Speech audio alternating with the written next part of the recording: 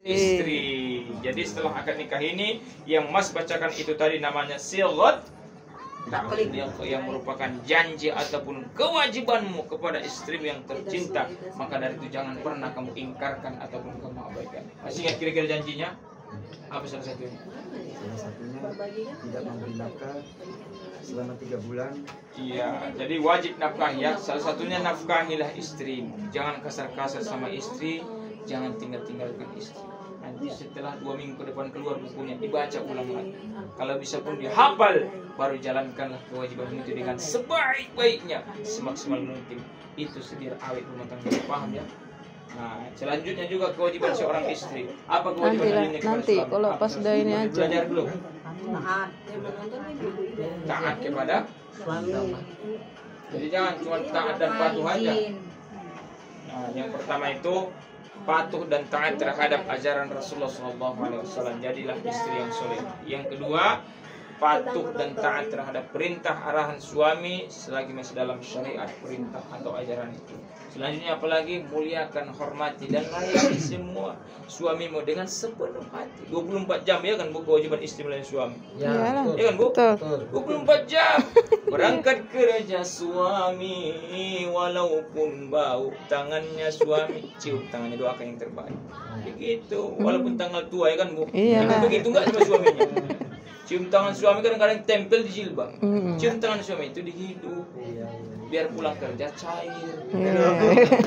Ini cemana cium tangan berangkat aja pun kayak gitu, cium ditempelkan, kadang nggak disialam lagi, udah pikir aja lah Mas, males sekali belajar payah katanya. Jadi itu bukan melayani suami namanya. Kewajiban seorang istri itu 24 jam berangkat kerja, doakan yang terbaik, buat kasih tersenyuman, kasih ya kan? Kecupan. Iya, kecupan jadi kemana-mana pikiran itu ya kan. Pulang kerja kira-kira makin bau gak tangan suami awak? Makin bau lah. Orang kerja suami bukan kerja parfum kok. Kalau jual parfum mungkin kok wangi. Iya kerja parfum. Kalau kerja bangunan Pak, iya mungkin makin bau tapi tetap disambut suaminya, cium tangannya, Allah berikan keberkahan dalam rezeki, dalam awet rumah tangga itu. Paham ya? Selanjutnya kunci kalau bagi rumah tangga dunia akhirat, jangan pernah tinggalkan Sholat. Jadi udah sholat subuh tadi, insya Allah lewat. Mana ketawa ibu sebelah sana jadinya. Abang bilang kuncinya sholat, tanya sholat subuh lewat.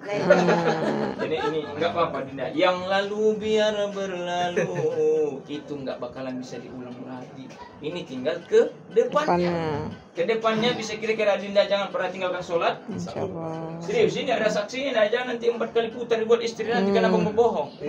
Iya kan, ada saksinya istrinya. Nanti subuh kan 2 bulan ke depan tidurnya sama kan, nggak tahu istri kalau nggak sholat subuh. Bangunnya jam 10 dia, iya kan. Jadi yang pertama Dinda pesan kami, kunci yang paling pertama jangan pernah tinggalkan sholat dimanapun kamu berada. Nanti kalau tinggal sholat subuh abang nanti ke depan lagi, habis itu melawan istrimu, berdas-das jadi kepajak, nggak mau nurut apa kata suami. Jangan salahkan istrimu itu, berarti abang yang salah. Kenapa? Abang tinggalkan sholat, kunci kebahagiaan rumah tangga dunia. Paham? Yang kedua kita hormati orang tua, ayahanda yang sudah luar biasa perjuangan. Ayahanda kita hari ini masih bisa menangis, masih bisa tersenyum. Besok belum tentu masih ada ayahanda kita, mertua kita, kan keluarga kita. Maka selagi masih ada orang tua, bahagiakanlah orang tua, sayangi, berikan bukti kasih sayang. Macam mana caranya? Yang penting baik-baiklah kalian, aman makan kalian, cari makan yang halal, sholat kalian, dengar kabar orang tua baik kalian, sudah bangga orang tua, berdoa yang terbaik. Padahal ini nggak dikasih uang, tapi orang tua sungguh bahagia, berdoa di tengah malam untuk anak, Allah berikan keberkahan.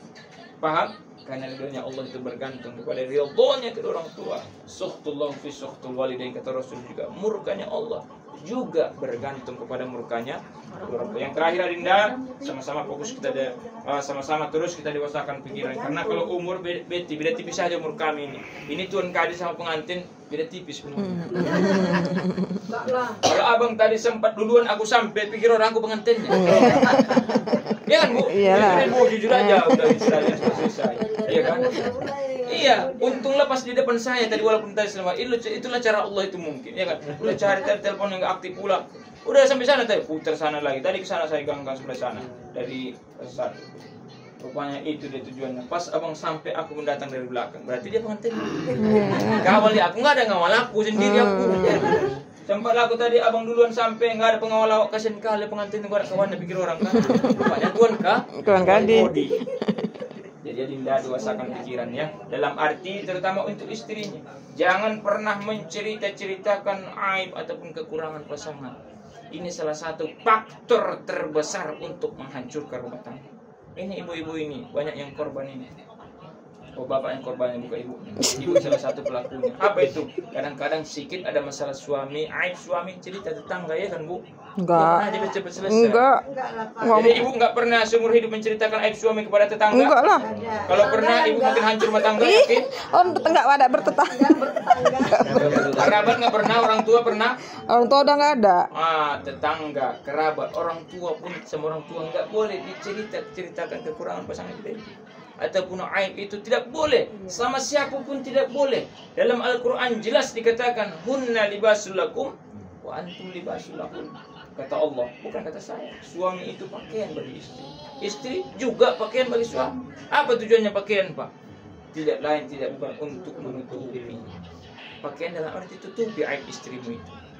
Karena sesungguhnya aibmu, aib suami, aib istri, maka tutupilah aib suamimu.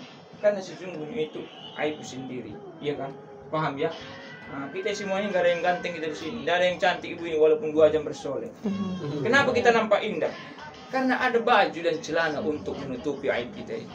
Saya kalau nggak ada baju dan celana, mana berani saya keluar rumah? Kenapa? Jeleknya luar biasa.